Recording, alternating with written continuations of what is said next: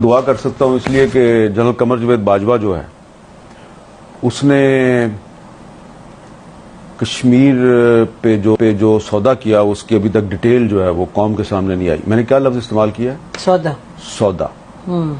ये जो उन्होंने इंडिया के साथ line of control cease fire किया था, उस सीज फायर के फौरन बाद मोदी ने पाकिस्तान का दौरा करना, ठीक है।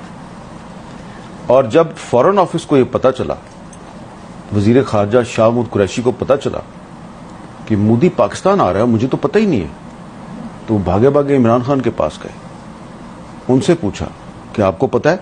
उन्होंने कहा मुझे वो बताया था, बाजवा साहब और फैज साहब आए थे, बातचीत उनकी चल रही है अजीत डोवल के साथ, लेकिन वो आ रहा है ये मुझे नहीं पता।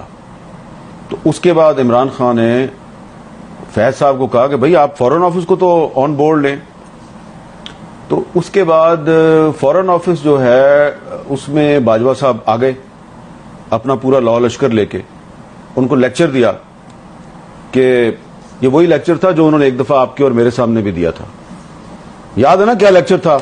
टैंक चलने के काबिल नहीं है, तो आप कह रहे हैं की मूवमेंट के लिए मेरे पास डीजल नहीं है, ठीक है जी, इस तरह की बातें की थी ना। नॉर्मली ऐसा आर्मी चीफ के कोर्ट मार्शल होना चाहिए, और मुझे अब कहना पड़ेगा, मैं अंदर कमरे में कहती रही हूँ बट मुझे कहना पड़ेगा कि इस तरह नहीं होता। 20-25 सहाफियों को सामने बिठा के आप उनको कह रहे हैं कि पाकिस्तान आर्मी लड़ने के काबिल। इसका मतलब आप दुनिया को बता रहे हैं 25 सहाफी, फिर 25 सहाफियों के पास तो बात नहीं रहती इन द वर्ल्ड। उस वक्त भी हमें यकीन था, जब वो ये कह रहे थे तो मुझे उस वक्त भी यकीन था ये गलत कह रहा है, और आपने उसको कन्फ्रंट भी किया था, बल्कि आपको तो मुंह लाल हो गया था, इतने गुस्से में आ गई थी।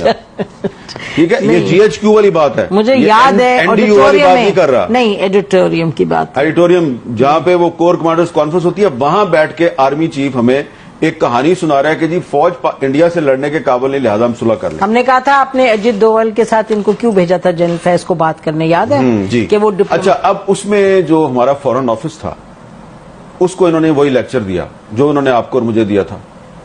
तो फॉरेन ऑफिस ने इनको कन्फ्रंट किया।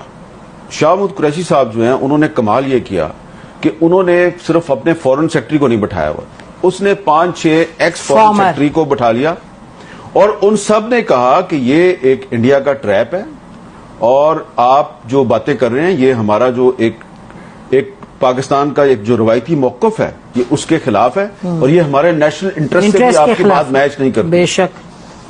बाजवा साहब बहुत गुस्से में आ गए और उन्होंने कहा कि मोदी ने अप्रैल में दौरा करना है पाकिस्तान का। अप्रैल कौन सी? 2021। यस, ठीक है जी। और ये हजम कर चुके हैं वो कश्मीर, और फिर भी जी 5 अगस्त 2019 हो चुका है, ठीक है। और बाजवा साहब जो हैं उन्होंने जनरल फैज और अजीत डोवल के जरिए मोदी का दौरा पाकिस्तान भी जो है वो उसकी डेट भी फिक्स की हुई है। तो इसलिए फिर इमरान खान साहब जो हैं उनके साथ उनके बहुत से मामलात पे इख्तिलाफात थे, तो इस मामले पे भी उनका ख्याल था कि यार ये तो बड़ी ज्यादती की है मेरे साथ, मैंने तो नोबेल पीस प्राइज लेना था कश्मीर का मसला हल करके, जनरल बाजवा ने जी, और उसके बाद एक और एक्सटेंशन भी लेनी थी। तो अब भले शाह महमूद कुरैशी साहब इस पे बात ना करें और इमरान खान साहब भी बात ना करें, लेकिन मुझे और आपको तो कभी ना कभी करनी है ना। मैंने वैसे इस पे आपकी, वैसे मैं अपने व्यूअर्स को भी बता दूं कि मैंने शाह महमूद कुरैशी साहब से ये बातें सारी पूछी, उन्होंने कंफर्म भी की, लेकिन उन्होंने कहा जब तक चेयरमैन जो है वो मुझे इजाजत नहीं देगा तो मैं उस पर नहीं बोल सकता ना, क्योंकि ये स्टेट सीक्रेट के जुमरे में आता है। लेकिन हमें तो बोलना है, ये हमें तो अब आप इसमें ये देखें कि इमरान खान जो है वो कहता है बाजवा का कोर्ट मार्शल करें, बाजवा ने मेरी हुकूमत के खिलाफ साजिश की, मेरी हुकूमत गिरा दी, मेरे साथ ये कर दिया, मेरे साथ वो कर दिया। भाई जो उसने कश्मीर के साथ किया उस पर आप क्यों नहीं बोलते? नहीं, मैं आपको बताऊं, हमें जो पब्लिक स्टेटमेंट कोई आर्मी चीफ ऐसी दे, it is a public statement कि मैं हमारे जहाज नहीं चलते और टैंक नहीं चलते, ये तो बिल्कुल कहीं भी एक्सेप्टेबल नहीं हो सकता। और ये देखे, ये बात कर रहा था वो जब फरवरी 2019 में पाकिस्तान एयरफोर्स ने इंडियन एयरफोर्स के अटैक को नाकाम बनाया, बेशक, ठीक है, बेशक, ठीक है, और किस तरह जो है वो उनका वो पायलट भी पकड़ लिया।